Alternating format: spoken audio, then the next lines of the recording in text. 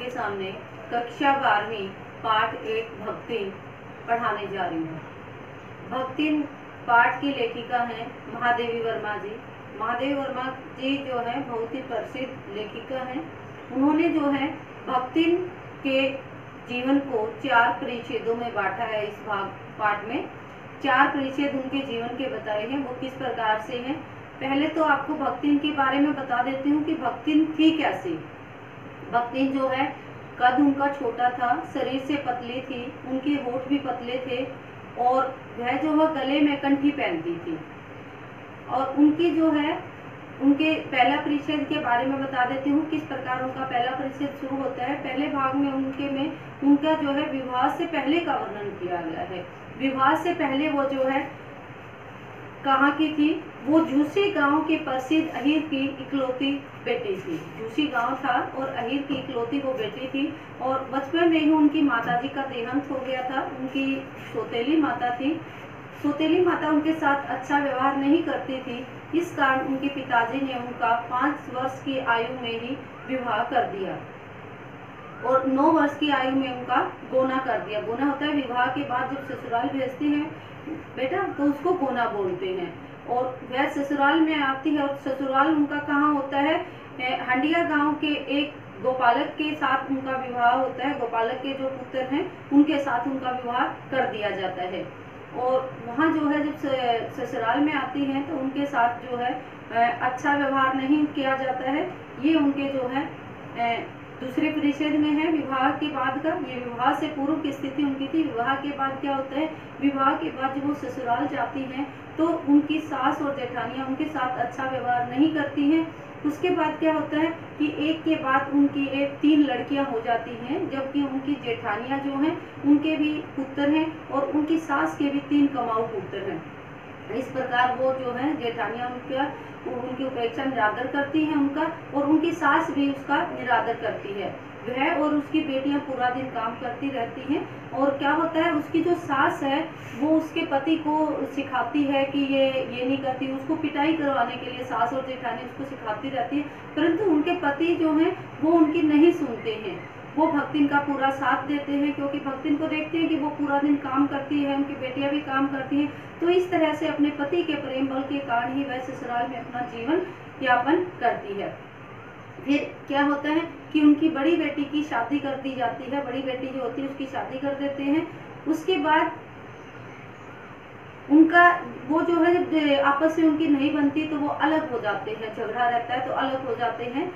जेठ जेठानी और उनसे भक्तिन अलग हो जाती है। जब अलग हो जाती है तो उसको जानकारी थी अच्छे पशुओं की, अच्छे खेत की, अच्छे पेड़ों की, तो वो अच्छी अच्छी चीजें ले लेती है क्योंकि वो काम करती थी। उसको पता है कि क्या चीजें अच्छी थी, तो वो अच्छी चीजें ले लेती है और इस प्रकार उसके घर में सुख समृद्धि आ जाती है। अब वो बड़ी बेटी की शादी करती हैं। शादी करने के बाद क्या है कि उसकी 2 बेटियां और हैं और उसके बाद जो है 2 बेटियों का वो पालन पोषण बड़े प्यार से और सुख से करते हैं। इसके बाद उनके जो पति हैं उनका देहांत हो जाता है, भक्तिन के पति का। और भक्तिन के पति का जब देहांत हो जाता है तो वो उसकी उम्र, भक्तिन की उम्र केवल 29 साल है। अब क्या है कि उसके पति का देहांत हो गया तो अब वो सास जो जेठानी है वो सोचते हैं कि उसका दूसरा विवाह कर दें, ताकि ऐसे जानकार के साथ कर दें कि उसका जो है सारी जो संपत्ति है वो उनके पास आ जाए। लेकिन जो है भक्ति मना कर देती है। अब उसका जो है मुंडन भी करवा देते हैं। तो इस प्रकार उसका जीवन यापन हो रहा है। इसके बाद वो जो है अपनी जो बड़ी लड़की है उसके पति को अपने घर जमाई रख लेती है, वो बाहर रहने लग जाता है। परंतु बेटे उसका दुर्भाग्य तो देखिए, कुछ समय बाद उसका भी देहांत हो जाता है। उसका जो दामाद है बड़ा, उसका भी देहांत हो जाता है। अब फिर से उनको मौका मिल गया ससुराल वालों को कि क्या किया जाए। अब इसकी जमीन अब भी मिल सकती है क्योंकि वो दामाद मर गया है। अब वो कहती है कि इसकी शादी कर दी जाए। शादी किसके साथ कर दी जाए, जो जेठानी है उनके लड़के का साला है कि इसके साथ शादी कर दी जाए। परंतु जो है भक्तिन और उसकी बेटी मना कर देती है। फिर एक दिन क्या होता है कि भक्तिन नहीं होती और उसकी बेटी अकेली होती है। वह उसके घर में घुस जाता है और अंदर से कुंडी लगा लेता है और फिर अपने जो उनके समर्थक थे उनको आवाज लगा लेता है। तो इस तरह से उसको बदनाम करने की कोशिश करता है। फिर पंचायत बुलाई जाती है कि ये इसके यहाँ घुसा या इसने बुलाया इस तरह से, तो पंचायत में साबित कर देते हैं कि लड़की ने ही उसे बुलाया था। उसके जो जेठ है वो जेठानी वो सारे कह देते हैं इसने बुलाया, तो इस तरह से उसके ऊपर आरोप लगा दिया जाता है और पंचायत जो है फैसला ले लेती है कि उसकी शादी जो है उसके साथ ही हो जाए। इस प्रकार उसकी शादी जब हो जाती है तो घर में क्लेश रहता है, क्योंकि भक्तिन भी खुश नहीं है, उसकी बेटी भी खुश नहीं है, तो क्लेश रहता है। क्लेश के कारण क्या होता है कि उसकी जो है सुख समृद्धि जो खेती बाड़ी है उसमें सही से वो संभाल नहीं कर पाती और वो भी कम होती है। इस तरह नुकसान ही नुकसान होता है। अब हालात यहाँ तक आ गए कि जो जमींदार है उसका कर भी नहीं दे पाई वो। अब जमींदार उसको बुलाता है और उसको धूप में खड़े रखता है और उसको बड़ा अपमान महसूस होता है। अब वो अपमान न सहते हुए आती है और फिर शहर के लिए निकल जाती है कि कुछ पैसा भी कमा लिया जाए, और जो है वो शहर आ जाती है। शहर में क्या होता है कि ये उनका तीसरा परिषद था, अब जो है चौथा परिषद उनका शुरू होता है उनके शहर में आने का। जब वो भक्तिन के पास जो है लेखिका के पास आ जाती है, तो उस समय का वर्णन यहाँ पर है। वो लेखिका के पास आती हैं, लेखिका उनको नौकरी पर रख लेती हैं। वो कहती है कि उन्हें रसोई का काम आता है, पूरे घर की वो देखभाल करेंगी। इस तरह से लेखिका उनको अपने यहाँ रख लेती है कि वो सारा काम करेंगी। अब एक है कि वो लेखिका जो है उनको एक धोती देती है, उस धोती को भी वो सुबह सुबह जो है जल का छिट्टा देकर पहनती हैं और जो है इस तरह से उसका बताया गया है कि किस तरह से वो छिट्टा देकर उस धोती को पहनती है। फिर पूजा पाठ करती है, पीपल को और सूर्य को जो है जल अर्पण करती है। उसके बाद वो रसोई में चौका फोड़ती है, फिर वो रसोई में घुसती है। इस तरह से वो करती है। एक बेटा बीच में आपका छूट गया, भक्तिन का जो है नाम लक्ष्मी था।